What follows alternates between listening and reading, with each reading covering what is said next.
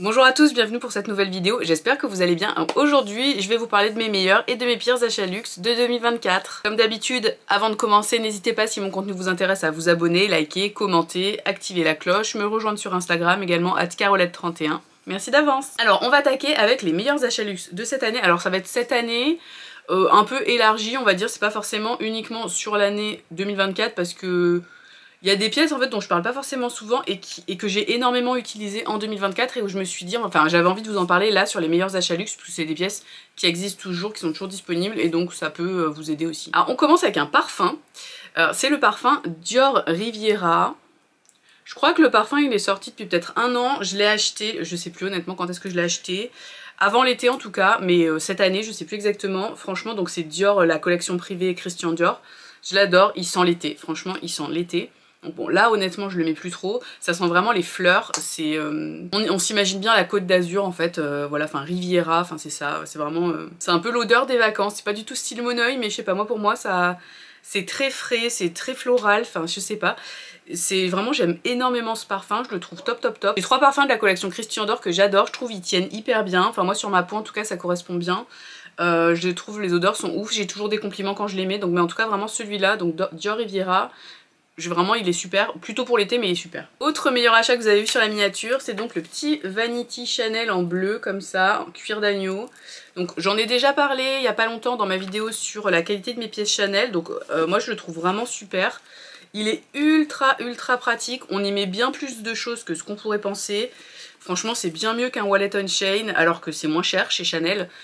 Voilà, vous avez la petite chaîne iconique comme ça en couleur champagne, il est hyper mignon, franchement je trouve il est hyper chic. Le seul défaut, si vraiment fallait lui trouver un défaut, c'est qu'on peut pas enlever la bandoulière, c'est pas un système qui s'enlève, c'est dommage qu'il serait mignon aussi un petit porte-main comme ça. Bon au pire vous pouvez toujours vous enrouler la chaîne autour de la main et vous le portez comme ça, enfin si vous voulez le porter à la main. Moi je le porte honnêtement toujours en bandoulière, vraiment je le trouve vraiment sublime.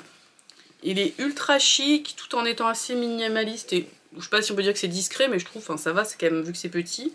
Donc vraiment je l'aime beaucoup. Bon là je suis un peu ton sur ton avec mon pull bleu, mais vraiment je trouve que c'est un super achat. Ça a coûté moins de 3000 balles, donc c'est quand même hors de prix. Je me l'étais offert pour mon anniversaire, je vous montre comment c'est dedans. Voilà, made in France. Avec les trucs pour mettre les cartes. Enfin je trouve il est vraiment pratique quand on a... Vous voyez, moi je le mets en bandoulière. Quand j'arrive au métro pour sortir mon pass Navigo, là les deux fermetures éclair, c'est facile à gérer. C'est pas un sac qui est compliqué, il est vraiment simple à utiliser, il est pratique. Bref, je l'aime vraiment beaucoup. On continue avec cette écharpe, donc c'est une écharpe Burberry que j'ai achetée aux ventes privées Arletty. Je pense en début d'année dernière, je l'avais déjà il me semble en fin d'hiver dernier, donc je l'ai eu en début d'année 2024, donc on va dire, je sais plus exactement. Donc c'est en tartan, mais vous voyez tartan assez classique, donc gris, et vous avez juste un petit liseré rouge. Voilà, là, comme ça. Donc très discret, c'est pas le Burberry de d'habitude, et je trouve ça va, enfin moi ça va avec beaucoup plus de manteaux, vu que j'ai des manteaux clairs et tout ça. C'est facile à sortir, elle est assez grande, elle est bien en fait pour quand il fait froid, mais pas non plus trop froid. Enfin s'il fait -2, je mettrai une écharpe plus épaisse que celle-là. Au niveau de la matière, on est sur du cachemire, il me semble.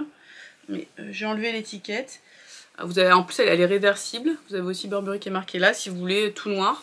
Donc ouais, elle est pas hyper, elle est pas très large.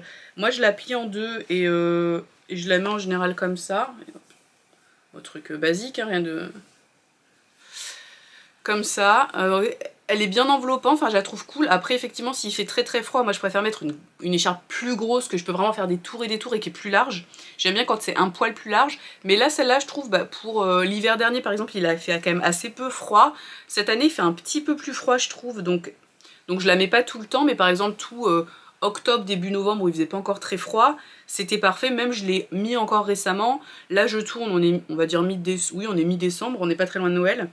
Il y a certains jours où je peux mettre encore celle-là et vraiment je la trouve très chic, très classique, très simple, hyper efficace en étant très belle et vraiment la qualité est top parce que je la mets quand même assez souvent et je la trouve vraiment top. On continue avec une de ces pièces en fait que j'ai un peu redécouvert en 2024. Alors je l'ai achetée depuis pas si longtemps que ça, je crois que je l'ai achetée en 2023, peut-être 2022. Plutôt, je pense plutôt 2023, mais je l'avais pas mis tant que ça. Et là cette année, franchement je l'ai saigné. C'est ce petit sac là, donc c'est le petit sac anagramme cutout Louis V, je sais plus le nom exact. Donc la couleur, je me souviens que c'était light aubergine, donc vraiment je l'adore. Il est petit, mais en fait je l'utilise beaucoup quand je sors le chien ou quand je vais faire des courses, des petites courses près de chez moi. Juste je mets le téléphone, la carte bleue, un paquet de mouchoirs par exemple. C'est suffisant. Alors honnêtement c'est pas le sac le plus pratique dans le sens où si les trucs ils se mettent au fond du sac, genre si vous avez les clés au fond du sac c'est un peu chiant pour y accéder. Mais moi je le trouve vraiment pratique. La longueur elle est parfaite pour moi. Donc moi je fais 1,65 m. Donc effectivement si vous êtes un peu plus grande, je sais que Awa elle l'a elle en...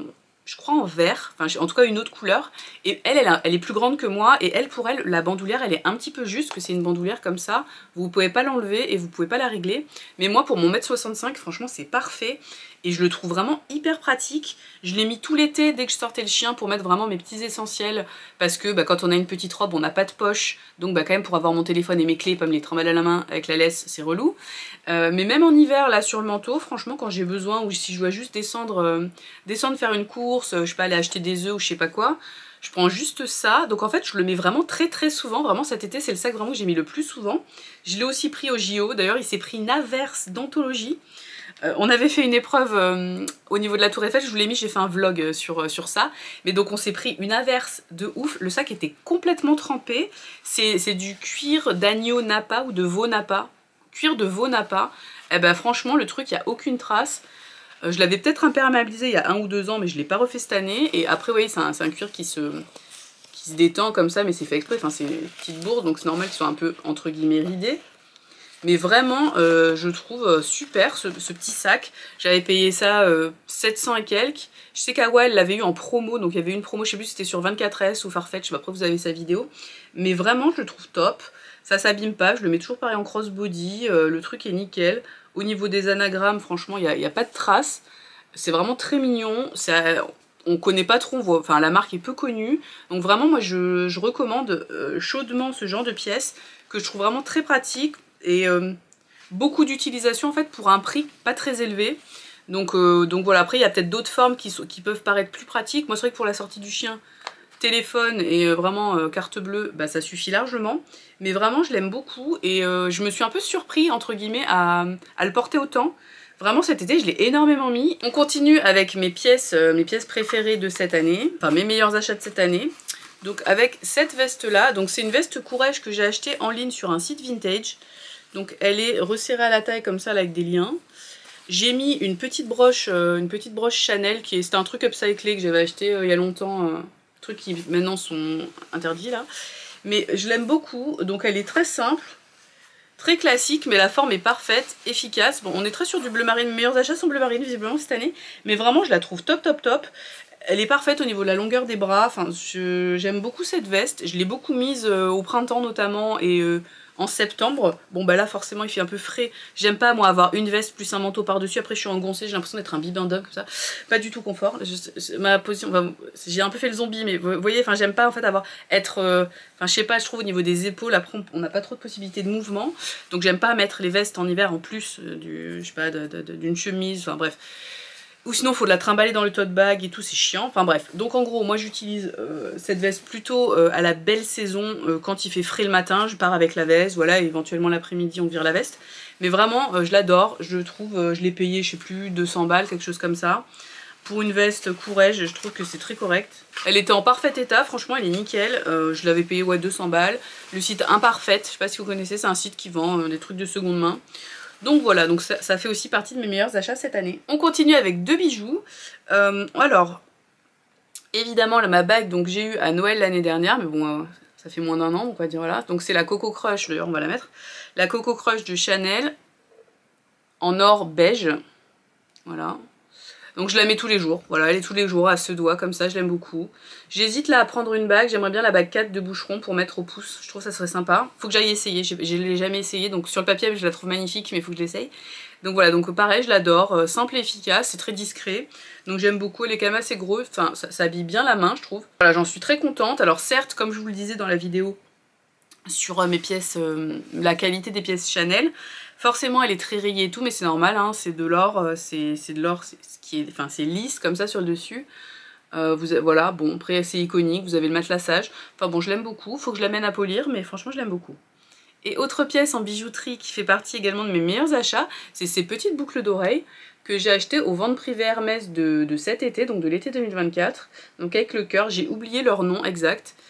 mais je les trouve hyper sympas. Donc vous avez du cuir, le orange c'est du cuir et par-dessus vous avez une petite plaque, donc en plaqué or. Franchement je les trouve ultra mignonnes. Là vous avez l'indication comme quoi c'est acheté, je pense le S ici, là ça veut dire que c'est acheté aux ventes privées. Pas sûr que ce soit très visible, mais bon, bah, en tout cas, faites-moi confiance, il y a un S en bas du truc, sur une des deux uniquement. Mais bon, donc je les avais pas payés cher. Je vous invite à aller voir la vidéo sur la vente privée, parce que là, comme ça, je me souviens plus du prix. Mais voilà, je les trouve très efficaces. En fait, je trouve que ça éclaire bien le visage. Le orange comme ça, moi j'adore. En plus, couleur iconique de la maison Hermès. Donc je trouve que c'est... Enfin, j'étais très contente de cette trouvaille aux ventes privées. Il y avait très peu de choix en boucle d'oreille. C'était quasiment... il y avait 3 pauvres trucs qui se battaient en duel. Moi, je me suis jetée sur celle-là, que je trouvais trop belle. Elles y étaient aussi, je crois, peut-être en marron ou une couleur qui était, moi je trouvais un peu fadasse. Alors que là, en orange, franchement, on imagine avec ce pull, bah là j'ai pas mis boucle d'oreille ce matin, mais on imagine, si j'ai des boucles.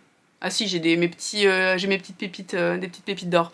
Mais vous voyez, bah, je les vois pas là. Mais vous voyez, je trouve que ça éclaire le visage, c'est sympa, donc pareil, ça fait partie de mes meilleurs achats cette année. Et on finit avec 2 sacs de la maison Vuitton. Évidemment, parmi mes meilleurs achats de l'année, cette petite beauté, donc Olympe, je vais l'appeler comme ça. Donc c'est un Speedy 25, la version malétage en cuir d'agneau. Quelle beauté, juste... Ah, puis la douceur, c'est tout. C'est tellement doux. Voilà, je le trouve juste parfait. Il est magnifique, je l'adore. Voilà, c'est... Pareil, c'est l'histoire de la maison, comme ça, avec le côté malétage qui rappelle l'histoire, enfin, Vuitton qui est à la base un maltier. Voilà l'intérieur qui est rose, bon là j'ai un organisateur, mais voilà l'intérieur qui est rose en cuir, tout doux aussi, vraiment magnifique. Là, organisateur pour moi indispensable dans ce sac pour qu'il garde bien sa forme, mais je le trouve parfait. J'ai certaines d'entre vous qui l'ont aussi et qui étaient assez déçus au niveau de la qualité, etc. Par rapport au fait que c'est du cuir d'agneau qui s'assouplit énormément et tout. Moi pour l'instant j'ai pas eu de problème, je l'ai acheté en juillet, là on est en décembre. Voilà, donc vraiment je le trouve il est d'une classe folle, il est... discret, simple et efficace, enfin vraiment je l'adore, je le trouve vraiment sublime et je suis très contente qu'il fasse partie de ma collection. Dernière pièce et on passe aux pires achats luxe. Donc dernière pièce dans mes pièces préférées, donc c'est une pièce que j'ai achetée en fin d'année dernière mais que j'ai reçue, je pense que je l'ai achetée fin d'année, je l'ai reçue début d'année donc ça compte pour cette vidéo.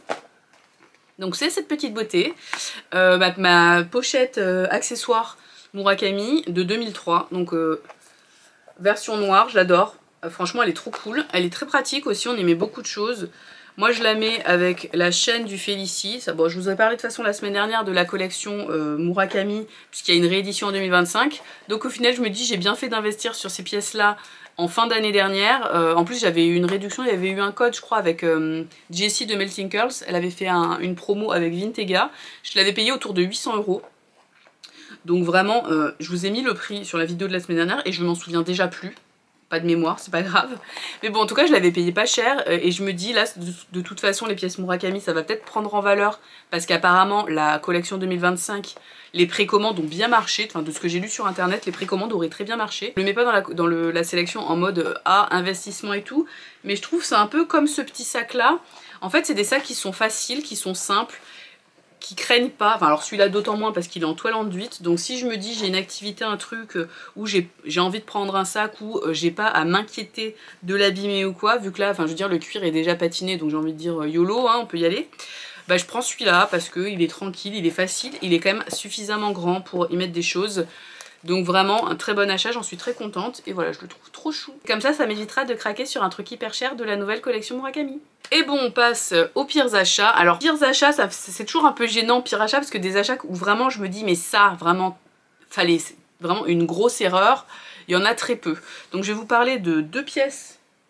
Ouais, de 2 pièces où vraiment, clairement que j'aurais pas dû acheter parce que je l'aimais pas assez, parce que finalement bof, voilà. Mais sinon, il n'y a pas de grosses pièces où je me dis oulala, vraiment quelle erreur. On commence avec une pièce où je me dis que j'aurais pas dû acheter parce que bah au final, à choisir, je mets autre chose. C'est ce manteau. Donc c'est un manteau Max Mara Weekend. Donc Max Mara Weekend, c'est les collections moins chères de chez Max Mara, qui est sympa. Après c'est un manteau tout simple en laine, basique. Vous voyez, avec un boutonnage tout simple. Je vous l'ai présenté dans une vidéo, je sais pas, je l'ai depuis peut-être 2-3 ans. Mais en fait, je trouve que la couleur... Je suis pas hyper fan finalement, je trouve que c'est un peu fade sur moi cette couleur. Je sais pas ce que vous en pensez. Et au niveau de la forme, il est très simple, Mais je trouve que quand je l'ai acheté, je devais être un peu plus fine. Et là, je sais pas, je me sens un peu engoncée. Je trouve qu'il est un peu serré. Donc finalement, je le mets jamais. J'ai d'autres manteaux que je préfère. J'ai notamment acheté un manteau Zappa l'hiver dernier que je vous avais présenté dans une vidéo, qui a une capuche. Et honnêtement, il pleut énormément en 2024, hein, on le sait, voilà. Donc je mets énormément le manteau à capuche, logiquement. Et donc c'est vrai que celui-là, bah, je le mets moins. Après, je trouve la qualité est cool et tout ça, mais voilà, donc je sais pas, je me dis peut-être que je vais le vendre. Oui, il y a peut-être des pièces là que si vous êtes intéressé, dites-moi si vous voulez acheter. Là, parce que là j'ai pas décidé, mais bon après pourquoi pas. C'est une taille 42 il me semble, mais ça taille relativement petit, donc je crois que c'est plutôt pour l'équivalent d'un 40. En général en manteau je prends L en fait, L 40, 40-42, enfin vous voyez le genre de taille. Mais après je peux le fermer et tout, mais je sais pas, je trouve que c'est pas celui qui me va le mieux. En fait je pense que j'ai choisi surtout la mauvaise couleur que je trouve un peu fade, c'est ça, il n'y a pas d'autre mot que fade juste. Et l'autre pièce que là je suis sûre de vendre parce que c'était un achat non réfléchi et en fait clairement loupé quoi. Donc c'est chez Hermès, c'était aussi lors des ventes privées de septembre, non de juin. Ce sont ces paires de chaussures qui sur le papier je trouve sublimes, hein, elles sont magnifiques, mais en fait juste j'assume pas la hauteur du talon, en fait c'est trop haut. Sur le moment je m'étais dit oh mais si, vu que c'est du talon compensé ça va le faire et tout, je les trouve trop belles, ça fait un pied trop beau.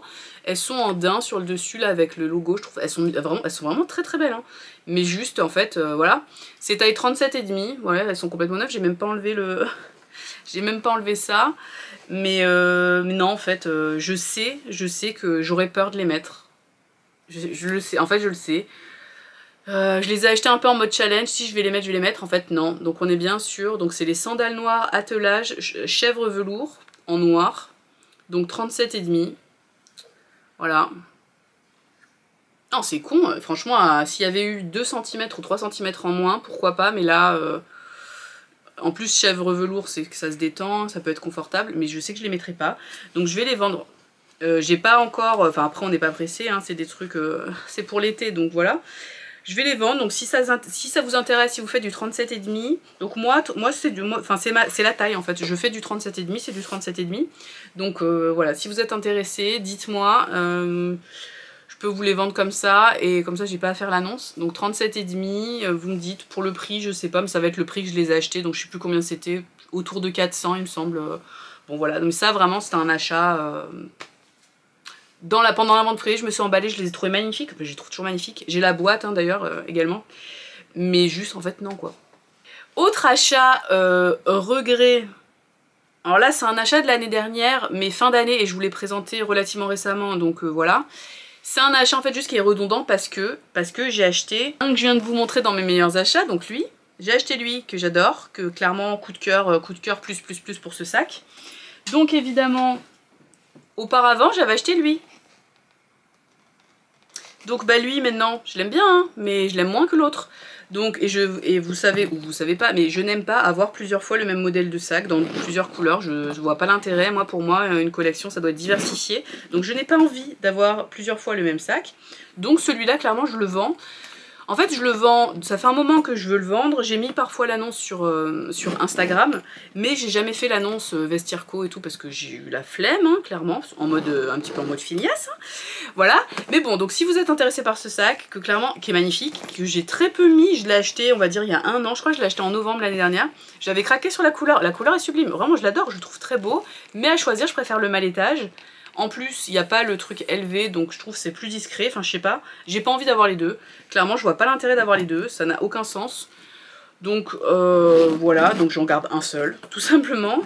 Bref, donc si voilà, celui-là il est en vente, j'ai même un organisateur qui va avec, enfin il y a tout ce qu'il faut, la bandoulière, le truc, le ruban, la boîte, j'ai tout le packaging, voilà, enfin full set. Donc si ça vous intéresse, je l'ai mis à 2100, c'est le prix auquel je l'ai payé il y a 1 an. Après cette couleur n'a pas été refaite. Ils ont refait la couleur mais pas sur le Speedy. Donc voilà, si vous cherchez un sac camel, après voilà, on peut négocier le prix, il n'y a pas de souci. Mais pour l'instant je le mets à 2100, on verra. On verra, je vais pas le brader, parce que bon, je suis pas non plus pressée de le vendre. Mais en tout cas, lui, clairement... Enfin, c'est pas que c'était une erreur parce que l'autre n'existait pas. En fait, quand j'ai acheté celui-là, le noir malettage, il n'était pas encore sorti. Donc bah voilà. Mais clairement, quand j'ai vu le malettage, j'étais dégoûtée parce que je préfère le malettage. Donc lui, clairement, il s'en va. Autre achat que je regrette, je sais pas si j'en ai pas déjà parlé dans la vidéo de l'année dernière. Si j'en ai parlé, désolé pour celles qui ont vu la vidéo de l'année dernière, et ben j'en reparle, c'est comme ça, c'est pas grave. Donc c'est ce foulard, donc c'est un carré Hermès, Sacre des saisons il s'appelle le foulard. Donc vous avez plein d'animaux comme ça. Honnêtement je le trouve sublime. Le motif est hyper beau, mais finalement... Pareil, c'est un truc, je l'ai acheté à l'aéroport. Bon là c'est pas un achat de 2024, ça date, hein. Celui-là je l'ai acheté en 2022. Mais en fait j'ai du mal à le mettre, déjà parce qu'il est pas réversible. Et en fait je me dis c'est beaucoup mieux les foulards réversibles, parce que quand vous le mettez, bah on voit, enfin vous avez le motif des deux côtés, c'est mieux. Enfin voilà, donc à racheter un foulard, je rachète un foulard réversible, clairement. Et surtout, en fait je pense que j'ai choisi la mauvaise couleur. Je trouve que ces couleurs, ça me va pas hyper bien au teint. Alors j'ai pas fait de trucs de colorimétrie, machin, truc, blabla, mais je trouve qu'un truc plus foncé ce serait mieux. Je sais pas, et puis en fait je trouve que c'est un peu dur à porter, et je préfère en fait les foulards qui sont plus grands. 90 par 90 c'est un peu petit, j'aimerais bien un foulard plus grand. Donc pareil, j'ai tout le packaging si ça vous intéresse. Je sais pas si je vais le vendre, enfin si quelqu'un est intéressé dites-moi, et comme ça c'est réglé. Mais vraiment je trouve le motif très beau, mais il y avait d'autres couleurs, j'aurais pas dû prendre cette couleur là. Bon bah c'est comme ça, je le mets de temps en temps, mais voilà, j'ai du mal à le nouer en fait, je trouve la forme 90, le format 90 c'est un peu dur à nouer et tout, enfin je sais pas, je préférais quelque chose de plus grand, que je peux faire plus de tours, voilà, donc ça, petit regret parce que finalement, bah, peu d'utilisation de cette pièce, donc c'est quand même un peu dommage quoi. Autre pièce mais que j'ai vendue, hein, pour le coup, puisque j'ai vendu un certain nombre de mes pièces de luxe, il y a quoi, il y a quelques mois, c'était le sac, j'avais acheté un sac collège Saint-Laurent, que j'ai revendu en fait parce que le jour où je l'ai acheté, je sais pas, ça m'a rappelé un mauvais souvenir en fait. Enfin, j'ai eu une soirée qui va dire ne s'est pas finie. Enfin, la soirée c'est très bien finie, mais la suite de l'histoire ne s'est pas bien finie. Et le sac il me faisait penser à ça, ce qui était débile, hein, mais bref. Donc c'était un sac kaki, il était hyper sympa et tout ça, mais bah en fait il était juste marqué d'un mauvais souvenir, donc je l'ai vendu. Donc c'était un achat, bah franchement je l'ai jamais mis, enfin quasiment. Enfin si je l'ai mis. Surtout qu'à un moment c'était le seul sac que j'avais, parce que c'était quand j'étais entre deux appartements, j'étais en train de déménager tout ça, donc mes sacs étaient pas chez moi. Et donc avec moi j'avais très peu de sacs, notamment celui-là, donc en plus je l'ai mis beaucoup à un moment où il me rappelait le fameux souvenir, on va dire souvenir un peu décevant. C'est plus décevant que mauvais souvenir, hein, voilà. C'est un peu ridicule mais c'est comme ça, c'est la vie. Donc finalement ce sac je l'ai revendu à perte, mais c'est pas grave, à l'une de vous d'ailleurs, donc j'espère profite bien du sac. C'était un très beau sac en plus, hein, mais bah voilà, j'aurais pas dû l'acheter. Bon après c'est voilà, le contexte qui a fait que, donc mauvais achat. Et on finit avec un achat, alors là c'est un achat très ancien parce que c'est un de mes premiers sacs de luxe, mais pour l'instant je vais pas m'en séparer. Mais je vous en parle parce que pour dire que je l'utilise plus trop. Je vous l'ai peut-être déjà dit, remarque dans ma vidéo où je parle de la qualité des pièces Céline. C'est ce cabas que j'adore, donc il s'appelle Rikista, bon son vrai nom c'est le cabas Muséum de Céline, je l'ai acheté en 2019, un truc comme ça, donc il est vieux. Il est top et tout, mais en fait je l'utilise plus trop. Avant je l'utilisais tous les jours pour trimballer mon PC, etc. Mais maintenant j'ai acheté un tote bag en fait qui est joli, tout plein. J'ai acheté ce tote bag là, donc il y a un Saint-Laurent, collection rive droite ou rive gauche, je sais jamais, pour une centaine d'euros. Et en fait c'est un cabas avec une matière qui est très résistante, je trouve. Même j'ai l'impression qu'il est un petit peu huilé pour la pluie, enfin je sais pas, mais je le trouve bien. Et surtout j'adore le motif léopard, et surtout en gris comme ça, je trouve ça très discret. Donc finalement c'est vrai que ce cabas là, je le mets moins. Je le mets même beaucoup moins, et c'est un peu dommage, parce que je me dis quand même il est beau et tout. J'ai pas envie de m'en séparer pour l'instant, mais c'est vrai que bah, c'est un peu un mauvais achat dans le sens où, bah, après je l'ai beaucoup mis avant, mais c'est vrai que maintenant je me dis en 2024, ce sac, il a moins d'intérêt dans la collection. C'est pour ça que je vous en parle là.